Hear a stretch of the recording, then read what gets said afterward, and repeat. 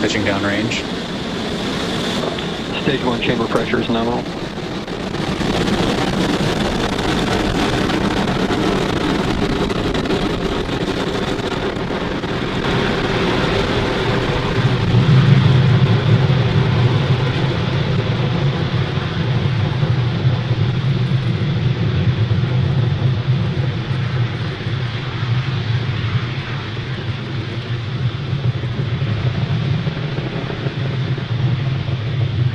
Power into telemetry nominal.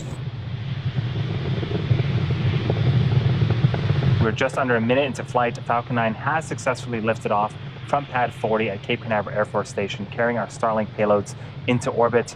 In just a few seconds here, we should be Vehicle is supersonic. hitting max Q, or maximum aerodynamic pressure.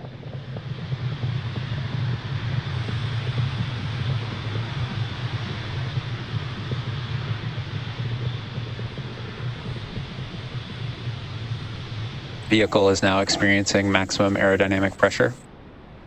And there's the call up for max Q. In about a minute, we have 3 events happening back to back.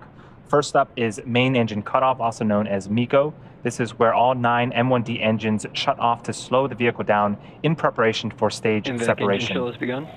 The second event is stage separation. This is where the first and second stage will separate from one another, with the first stage making its way back to Earth for a landing attempt, while the second stage continues its journey with the third event, second engine start 1, also known as SES-1.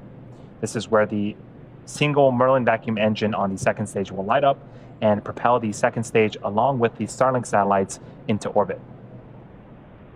Again, that is main engine cutoff, followed by stage separation, then second engine start 1. And the first of those events should be happening in about 20 seconds. Both views on screen right now are of the first stage. The left is from the top of the first stage, and the right is a tracking shot from the ground of Falcon 9.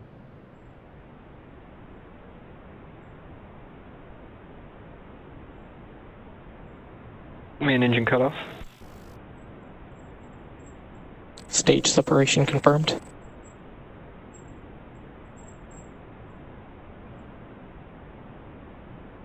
And we had successful main engine cutoff, stage separation, and you can see on the right-hand side of your screen, the engine on the second stage has successfully started up. Trajectories. Now we're expecting fairing deploy here in a couple of seconds.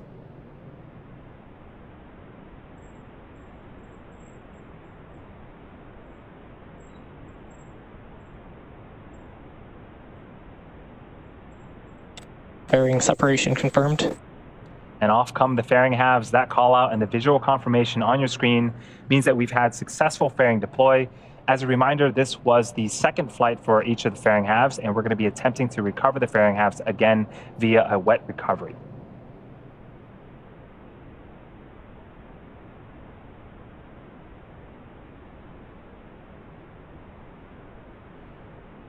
We are at T plus 3 minutes and 50 seconds into flight. On screen is a view of the Merlin vacuum Both vehicles engine. continue to follow nominal trajectories. The Merlin vacuum engine on the second stage glowing red hot. As the second stage heads towards its drop-off orbit, stage 1 will execute 2 burns in order to make its way back to Earth. Acquisition of signal, Bermuda. The first is an entry burn where 3 of the Merlin engines will reignite, and this will help to slow the stage down as it re-enters the upper parts of the atmosphere. The second burn is the landing burn. This is a single engine burn that brings the vehicle speed down rapidly in order to land on the drone ship. We don't currently have views of the first stage right now,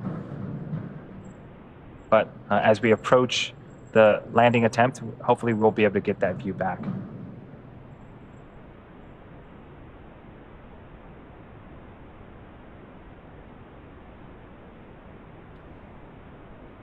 The Merlin engines on the first stage are optimized for sea level, and they can achieve 190,000 pounds of thrust during ascent and descent. The Merlin vacuum engine you see on screen is optimized for the vacuum of space. Both vehicles continue to follow nominal trajectories. Producing over 220,000 pounds of thrust in a vacuum.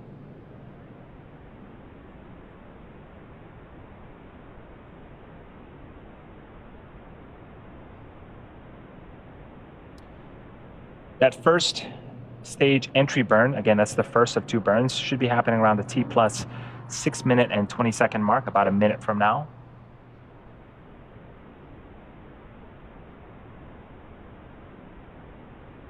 The Starlink satellites that are on the opposite side of the second stage, we're going to be putting them in low Earth orbit around 550 kilometers in altitude.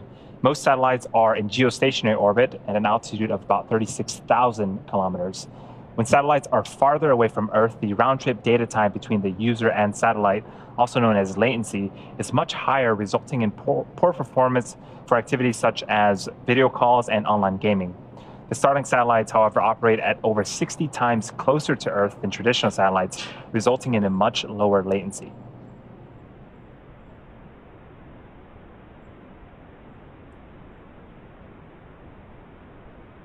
Stage 1 FTS is saved. And there's the first stage on the left-hand side of your screen. Stage 1 entry burn startup. And we have successful stage 1 entry burn start. This burn's going to last for about 20 seconds.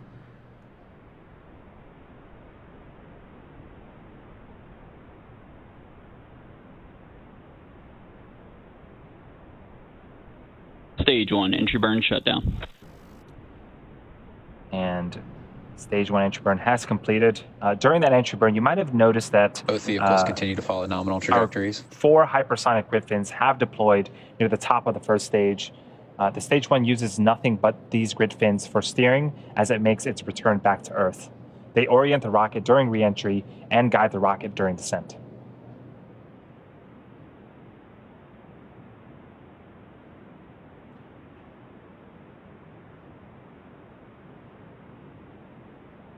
The next milestone for this mission is our landing of the first stage. That's going to be happening in about 40 seconds, with the entry burn starting around the T plus 8 minute mark. During the entry burn, the first stage landing lights will deploy. We have 4 of them on Falcon 9 first stage, and they're made up of state-of-the-art carbon fiber with aluminum honeycomb. They're placed symmetrically around the base of the rocket and will deploy just prior to landing on our drone ship today. Stage 1 landing burn startup.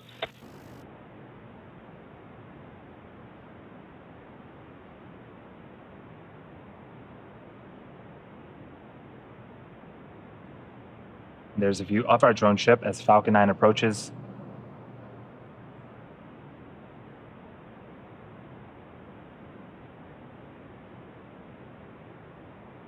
Stage 1 landing confirmed. We didn't quite Stage 2 get is the under video, but terminal we did get guidance. confirmation that we did indeed land the first stage. That is the 6th for the. There's the visual. This is the 6th time for this Stage 2 booster, FTS is saved. and the 78th successful recovery of a Falcon 9 first stage. What a way to start off the mission today. Now we're waiting on second engine cutoff of the second stage, and then shortly after that, we're expecting to hear confirmation of a good orbit. Seco. Expected loss of signal, Cape Canaveral.